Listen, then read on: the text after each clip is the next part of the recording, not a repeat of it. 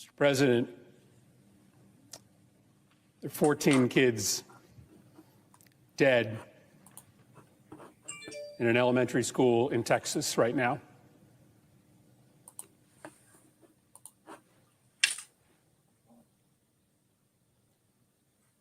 What are we doing? What are we doing? Just days after a shooter walked into a grocery store to gun down African American patrons, we have another Sandy Hook on our hands. What are we doing? There have been more mass shootings than days in the year. Our kids are living in fear every single time they set foot in a classroom because they think they're going to be next. What are we doing? Why do you spend all this time running for the United States Senate? Why do you go through all the hassle of getting this job, of putting yourself in a position of authority, if your answer is that as this slaughter increases, as our kids run for their lives, we do nothing? What are we doing? Why are you here? If not to solve a problem as existential as this. This isn't inevitable. These kids weren't unlucky. This only happens in this country and nowhere else. Nowhere else do little kids go to school thinking that they might be shot that day. Nowhere else do parents have to talk to their kids, as I have had to do, about why they got locked into a bathroom and told to be quiet for 5 minutes just in case a bad man entered that building. Nowhere else does that happen except here in the United States of America, and it is a choice. It is our choice to let it continue. Yeah, what are we doing? We and much of the civilized world is asking that same question. And what is going on? And why? Why won't lawmakers do something about this crisis? It is a crisis. It's a long-running crisis. As President Biden prepares today to sign a comprehensive police reform executive order, tragedy and outrage strikes as the nation is still reeling from the Buffalo Top supermarket massacre in which 13 people were shot, 10 killed, 10 African Americans killed by a white supremacist there. Now they are confronting the reality again of a mass shooting where an 18-year-old allegedly shot his grandmother and then walked into an elementary school in Uvalde, Texas, and opened fire. The grim last count had 19 of our little ones dead. Elementary school kids, 19 of them dead, 20 in total, including a teacher, making it the deadliest shooting at an American elementary school since Sandy Hook in 2012. We discussed that and more this morning with Texas Congressman Ron Reynolds, the Defender Network's ReShonda Tate, Billingsley, and Nnpa journalist James Wright. Good morning, Congressman. I'm going to go straight to you because what are we doing? That is the question at hand here. Congressman Reynolds, I'm going to throw it to you. What are we doing? Well, good morning. It's good to be on your show, but unfortunately, under these circumstances, my heart is heavy. I'm a father of 3. I have 2 elementary school age students that actually me and ReShonda live in near the same community. So this could have been my kids. This could have been anyone's kids that happened in the school. What we're doing is not protecting our Americans. We're not protecting Texans. We're not protecting those who may be susceptible to gun violence. And unfortunately, we have a leadership that is failing to ensure that people that should not be able to get guns because of mental illness, through background checks, through red flag laws, that they don't have those same type of mechanisms in place. Unfortunately, in Texas, we make it more difficult to vote than it is to go purchase a gun. We live in a society where the National Rifle Association, who's scheduled to be in Houston this weekend, unfortunately, dictates to lawmakers the laws that they want to see, and they are more concerned about profits than they are protecting the American people. So that's where we are, unfortunately, in this country, where we continue to see mass shooting after mass shooting after mass shooting, and nothing is done but hopes and prayers. Now, I'm a Christian, but my faith teaches me that faith without works is dead. And the only thing that I continue to see consistently after these unfortunate incidents that we've almost become numb to because they're so frequent is that hopes and prayers. Well, hopes and prayers don't do justice to those victims, because the definition of insanity, as Einstein says, to keep doing the same things, expecting different results. We keep hoping and praying, but we don't do anything to put forth things in place to make it more difficult. No, and the argument always is, Stacey, is this: well, the bad guys are still going to get guns. You can't do anything to stop it. So what's the point? Well, if we had that same mentality, we wouldn't be passing laws to wear seatbelts, because unfortunately people can still die tragically in car accidents. But seatbelts can help save lives.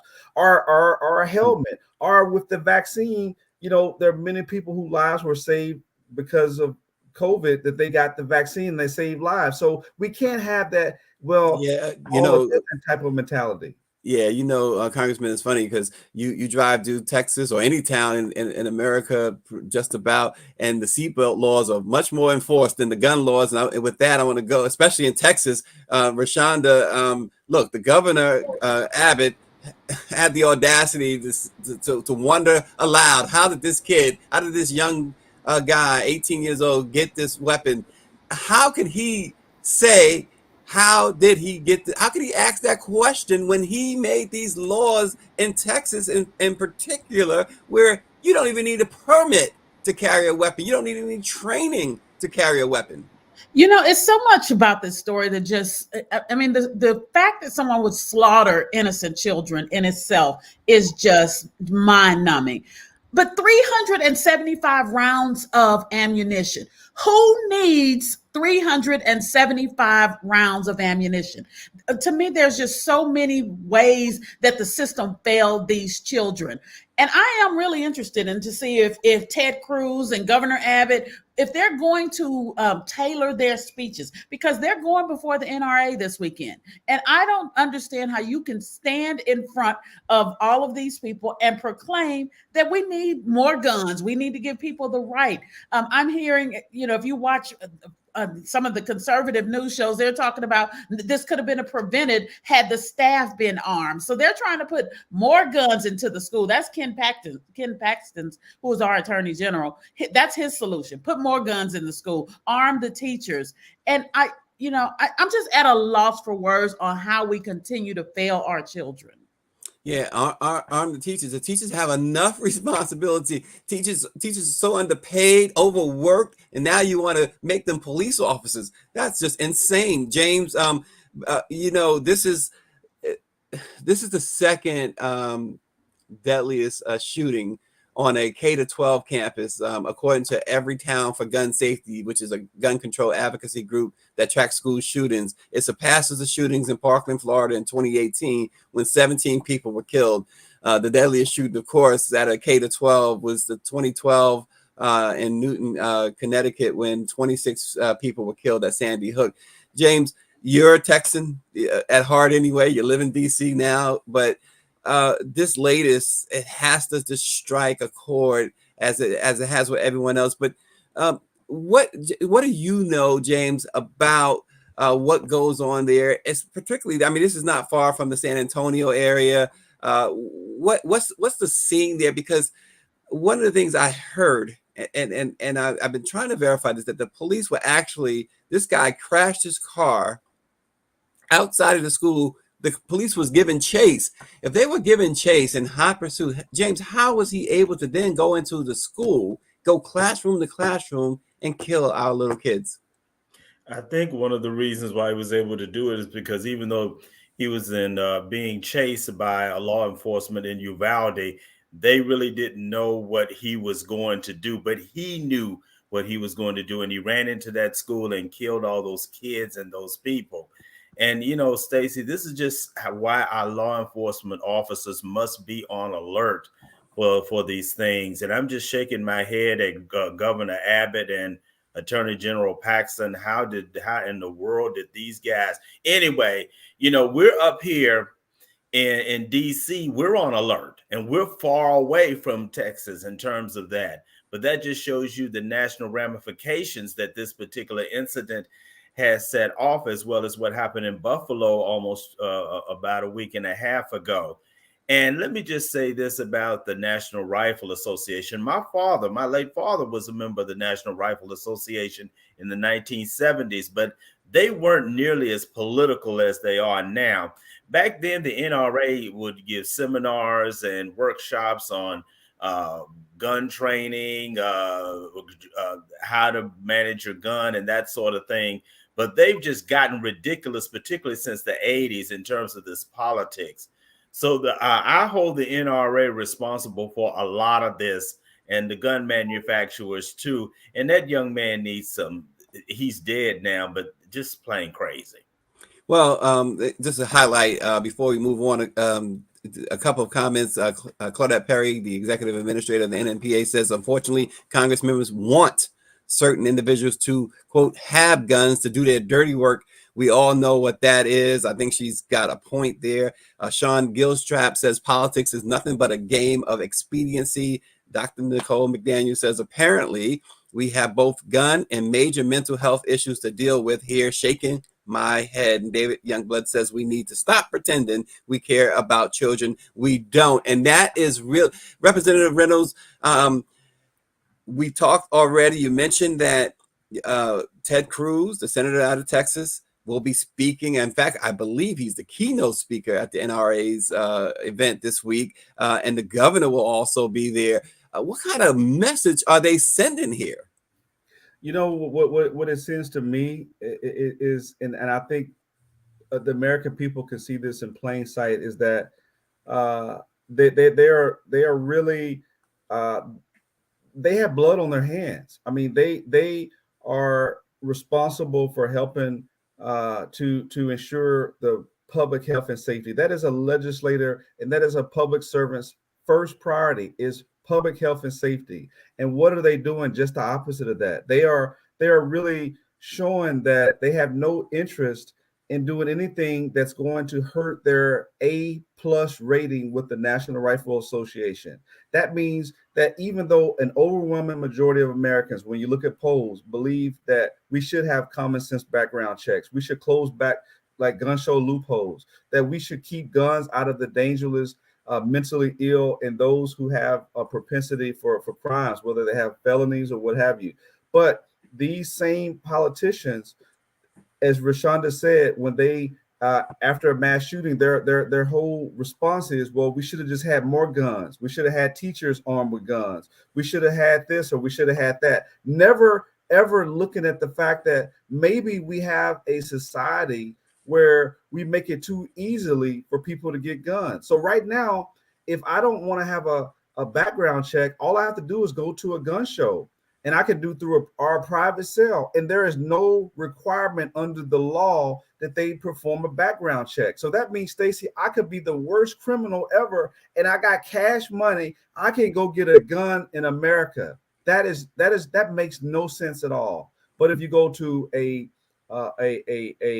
gun shop, then they have to perform a background check. So why do we have these loopholes? Why do we have it so that the people can slip through the cracks? That is unfortunate. And I am sick and tired of being sick and tired. Enough is enough. When are we going to step up and say we're going to protect the American people, even if it means that guns will not be as prevalent? No one's trying to take away people's Second Amendment right. That no one's trying to do that I know in terms of legislators. All we're trying to do is to make some common sense gun reforms. And if we can't do it now, then I don't know when we can do it. Well, James, and we seem to have some technical difficulties with ReShonda. Hopefully, we get her back. There she is. ReShonda, you with us now? Yes, yes. ReShonda, I just think about what the congressman is just saying. Congressman Reynolds, we always appreciate Congressman Reynolds' input about the NRA special interest. I just recall, back growing up and hearing that term used in political circles and thinking, okay, what exactly is special interest? And do they really have the power to direct legislation? And I remember seeing the movie Distinguished Gentleman with Eddie Murphy, and it really highlighted in both a serious and a comedic way of what these folks do, these special interests. And in NRA, there's no bigger special interest than NRA. So with that being said, when people are casting their votes, shouldn't they look at who's backing a specific candidate? Oh, absolutely. One of the things we got to do is we got to get people out. We had a dismal election yesterday, a runoff election, and I don't think that people understand the magnitude that decisions are made in those runoff elections, in those midterm elections, and we really got to hammer those home. And we have to look at people that are represented by people that don't have our best interest at heart, and hold them accountable at the ballot box. I just can't hammer that home enough in getting those people, getting us out to vote, and getting those people out of office. Those special interest groups, their money speaks so much louder. But you know what would speak the loudest is if we turned up at the polls and voted them out of office. Well, again, in 2021, Governor Abbott signed a wide-ranging law that ended the requirement for Texans to obtain a license to carry handguns, allowing virtually anyone over the age of 21 to carry one. The landmark law made the state one of the largest to adopt a quote-unquote constitutional carry law that basically eliminates any restrictions on the ability to carry handguns. And the governor himself described the bill as the strongest Second Amendment legislation in Texas history. When you think about that, James, how does he, seeing 19 babies killed, how does he sleep? I'm thinking about Bill Clements, who was a governor of Texas. He was elected in 1978. He served 4 years. Then he was defeated by Mark Wright, and then he got reelected in 1986. I'm thinking about John Tower. He was a Republican U.S. Senator for a long time in Texas. And I would even go as far as to say both of those gentlemen are probably turning over in their graves when they're looking at folks like Greg Abbott and Ken Paxton. I mean, we're not talking about just Republicans, Stacey. We're talking about really extremists, right-wing extremists. And that is what Greg Abbott is, and that is what Ken Paxton is. And I don't know what has happened to the Texas Republican Party. They have gone absolutely bonkers. And it is critical that people in Texas do what ReShonda just said. They've got to turn out in large numbers, not just in the People's Republic of my hometown of Austin, but all over the state. And because Harris County can stay blue, Dallas County can be blue, Tarrant County can be blue, and Beja County, which is San Antonio, can remain blue. But people have got to turn out in order to get this right-wing Republicans out of office. Well, Representative Reynolds' critics, including some law enforcement officers, said that the bill that the governor signed and championed was a dangerous retreat from gun control amid a recent surge in gun violence at that time, because the law also removed the requirement that handguns be kept in a belt or a shoulder harness, but they still had to be in a holster, so you could just openly carry. But when you have law enforcement telling lawmakers and the governor that this is dangerous, and yet you still go through with it. I mean, what's the mindset in Congress there in Texas? Stacey, I'll tell you this. I was there when law enforcement testified that this was bad for Texas. This was not what would be best interest. Law enforcement, these are the experts that are on the ground that my conservative colleagues were saying when the law enforcement said we don't need this, when it came to the George Floyd bill, we want to keep this and we want to keep that. They said, oh, law enforcement said this and law enforcement said that, so we can't do this. Well, they did just the opposite when it came to the constitutional carry, open carry. They said, well, law enforcement be damned.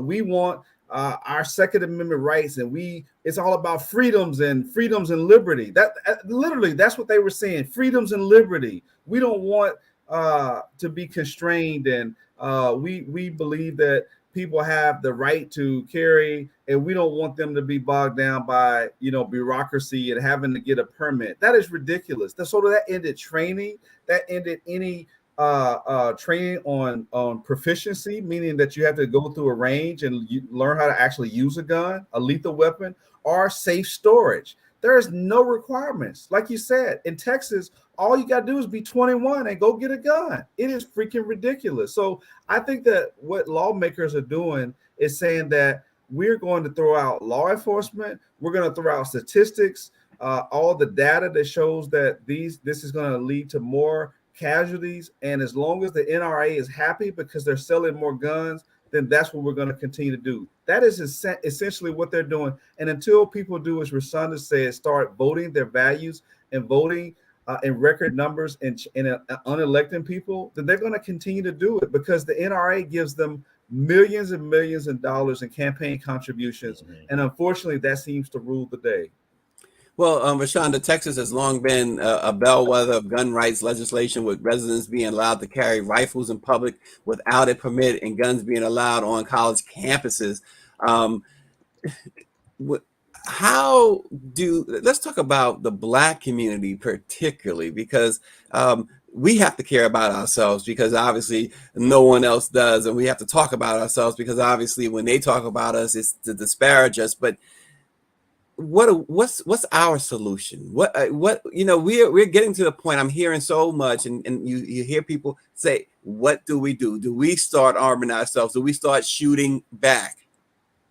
That's going to end badly for us. Let's be realistic. The minute we start trying to shoot back, the minute we start trying to arm ourselves, when we try to legally carry, ask Philando Castile. Oh, wait, you can't. The implicit bias that exists in America does not allow us the luxury to be gun-toting alive Texans.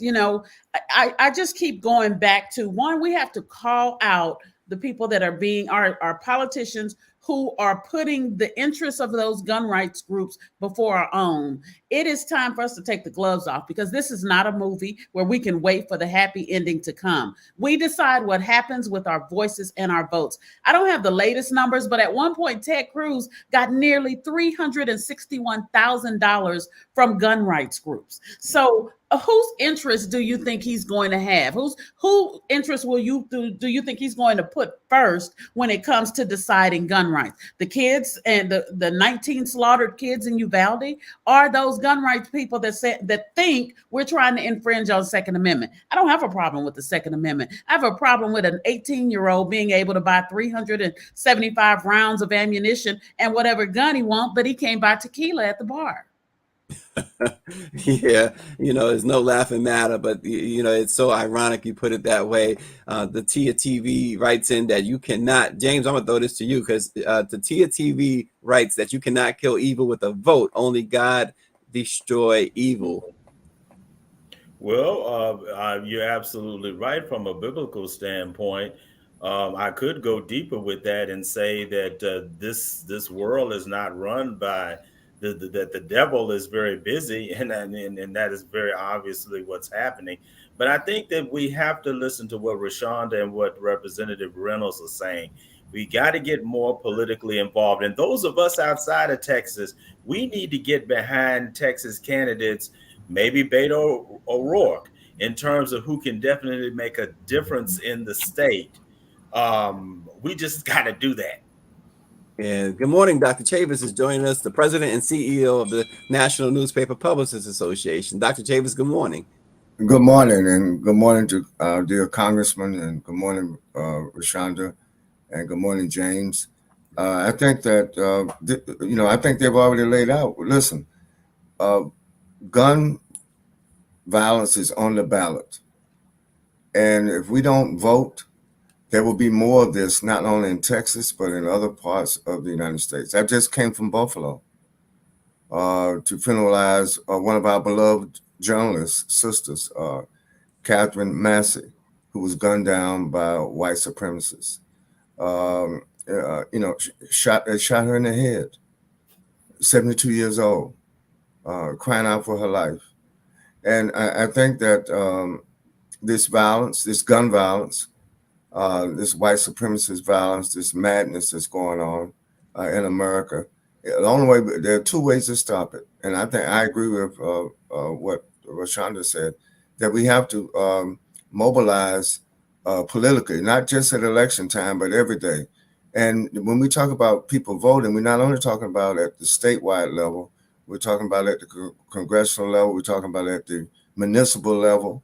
All these positions are voted, and we have to do much better. Texas demographically should be a purple state, not a red state, and it could be a blue state. We have the numbers, but we don't have the votes. And that's what we all should be working on, not only in Texas, but in Georgia and Florida, all the so-called swing states, Pennsylvania, I'll put that in the column.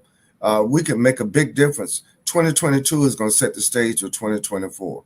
If we drop the ball in 2022, it's too late to complain when 2024 happens, when the right wing takes over the Congress. Well, we're going to continue to follow this still developing story, hoping that any other injured child or teacher is able to survive. Right now, the count, again, 19 children and one teacher have lost their lives. We also, as we move on, again, we're going to stay with that throughout the week and going forward as developments happen. But I want to bring up the Nnpa Summer Conference, which kicks off June 22nd in New Orleans, because here's another thing. At the conference, which is the theme is amplifying our voices for freedom, justice, and equality and equity. That's the theme of the summer convention. It's the 195th anniversary of the Black President of America. But one of the important sessions there that everyone might want to consider is equity, undercount of the 2020 census. And we'll also discuss home ownership and wealth building. But listen, Representative Reynolds, while we have you, we understand the census count, it was a major undercount. Just how egregious was the undercount in the 2020 census? We see that it was, in some places, it was major. Well, Stacey, it is. And this is very unfortunate because it was intentional. For example, in the state of Texas, our state government chose to not use state resources to do the count because they intentionally wanted to dilute the numbers that would show an increase in African Americans and Hispanics, because that would mean that they would likely get more apportionment when it came to redistricting for when you draw the lines in those communities. So they intentionally diluted that to make sure that there was an undercount. And I think that is unfortunate because we're losing out on those federal dollars, because the money follows the population. And so in most red states, there was an undercount because it was in urban cities like Houston, where you had a progressive African-American mayor. They did everything they could, but without those state resources, they lacked the ability to properly count many of the minorities that were in the shadows. So unfortunately, this is by design, and we need to do something to remedy it, because there are many people who are going to lose out on those resources because of the undercount, particularly in the minority communities. Well, and also these undercounts also dictate with all the maps, right? And the redistricting. Yes, that's right. That's why you had a map in Texas where 95% of the growth, and it was probably even higher than that, because that's what was on paper from the census that's done every 10 years. 95% of the growth in Texas was because of Black and brown communities. But yet and still, when it came to redistricting, there were no minority opportunity districts, and in fact, we know for a fact that it was probably above 95%, because many of those same African Americans and Hispanic, particularly the poor, there was a gross undercount, and that's unfortunate. But you saw the Trump administration started that. They intentionally tried to put in things to scare many of the immigrants from participating, and then ultimately many of those people were not counted. And so we have to do a better job. And I'm looking forward to being in New Orleans. I'm actually going to attend, and I'm looking forward to seeing you. Oh, that's all there. awesome. Yeah, we're looking forward to seeing brother, you as brother well. Boney gave me an invite, and I said, yeah, I'm looking forward to attending. Great. And Dr. Chavis, just to put a punctuation mark on this, Arkansas saw a better than 5% undercount, Florida 3.5%, Illinois about 2%, Mississippi over 4%, Tennessee almost 5%, and Texas about a 2% at least undercount right now, and as they still go through it. Absolutely. And I think Representative Reynolds is right. This was intentional. This is not unintentional. This is intentional, and now we see the consequences of this intentional systemic racism, systematic racism. All the federal agencies under the Trump administration triage or tried to suppress, not only suppress the vote, but suppress the census count. But I'm hoping that the Biden-Harris administration, I don't know constitutionally if we can have a recount, but I do think because the undercount was so systematic and intentional, there should be something to help modify or correct. If the Congress has been given incorrect numbers, then I think the Congress is obligated to have the government to correct those numbers. Yeah. And well, the convention kicks off June 22nd in New Orleans, amplifying our voices for freedom, justice, equality, and equity. Again, is the theme. Go to www.nnpa-events.com, and you too can come and you can sit in on these sessions. We hope to see you June 22nd in New Orleans. Thanks for joining. Let it be known. We will see you tomorrow.